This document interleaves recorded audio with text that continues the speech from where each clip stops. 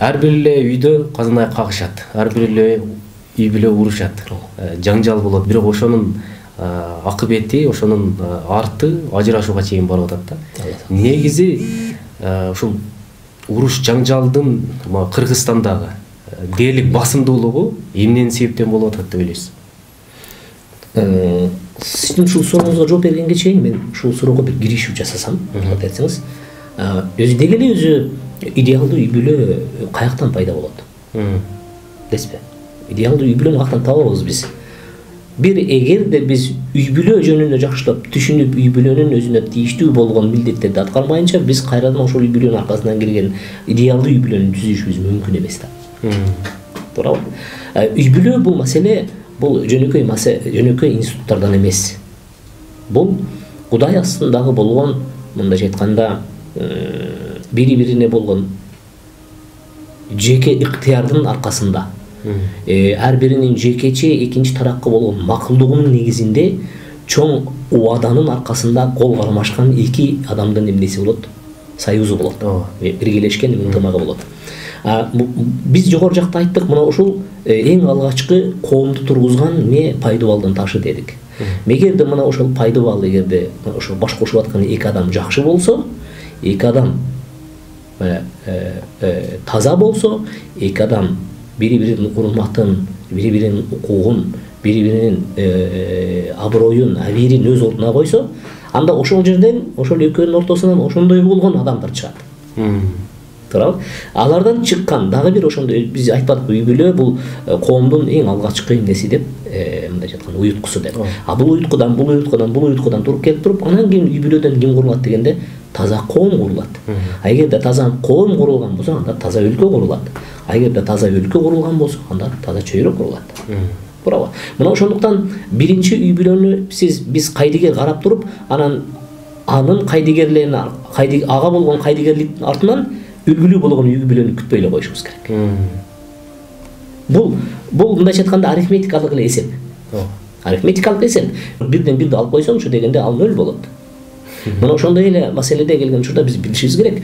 Бүгүнкү күндөгү ошол үй бүлө ичиндеги болгон эркектей болгон жоопкерчилигин сезбесе, аялдай болгон өзүнүн жоопкерчилигин сезбесе, же эркектей болуп өз укугун билбесе, же аялдай болуп өз укугун билбеген болсо, анда алардын артынан ким келиши мүмкүн? Туурабы? Алардын артынан дал ошондой болгон бузуку, же болбосо өзүн өзү эптей албаган, өзүн өзү коргой албаган, өзүн өзү тарта албаган, же өзүн өзү эмне, мындайча айтканда, татыктуу алып жүрө турган эмне үй бүлө турушу мүмкүн эмес. Биз эч качан кыял менен шаар курбашыбыз керек. Кыял менен шаар курулбайт. Шаар түз устанын, чебердин, баштоонун, акылдуунун, же болбосо иштермандын эмгегинен анан эме болот? Шаар курулат. Кыялдагы шаарлар баардыгы жомокто.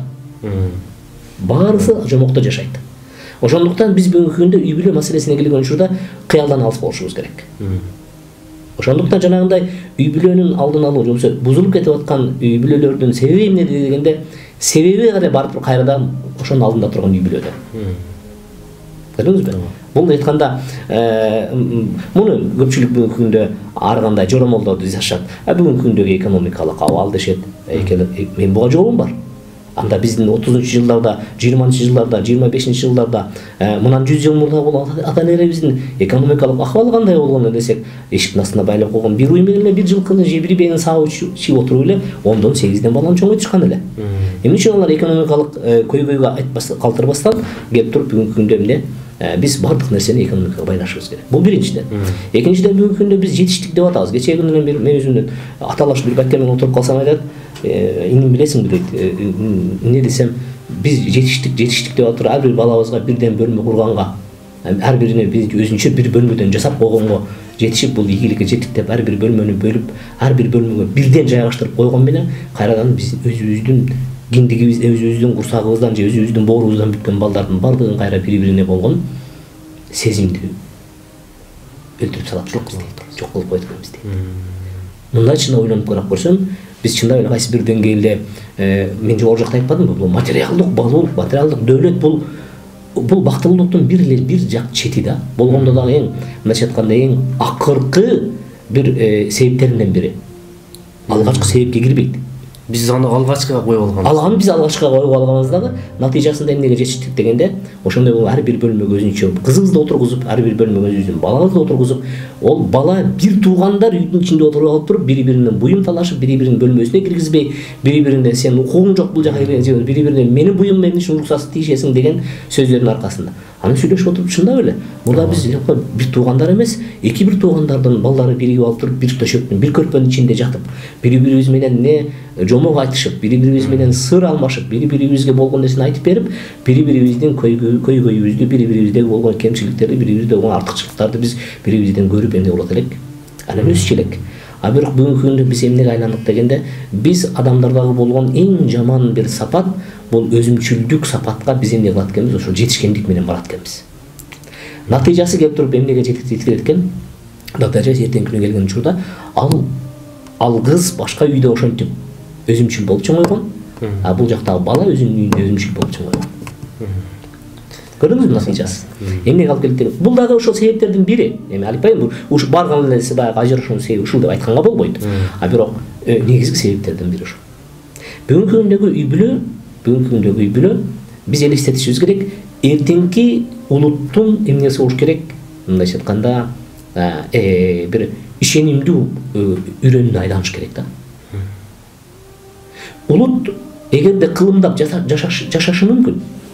Кайсыл шартта дегенде, ошол үй бүлөгө таандык болгон багыттар, жосо негиздерди, үй бүлөгө таандык болгон чектерди, үй бүлөгө таандык болгон укук милдеттерди таануу менен анан улут кылымдап жашашы мүмкүн. Ансыз ал улуттун улут болбой калуусу бул эмне? Бул коркунучта калат. Түшүнүктүү.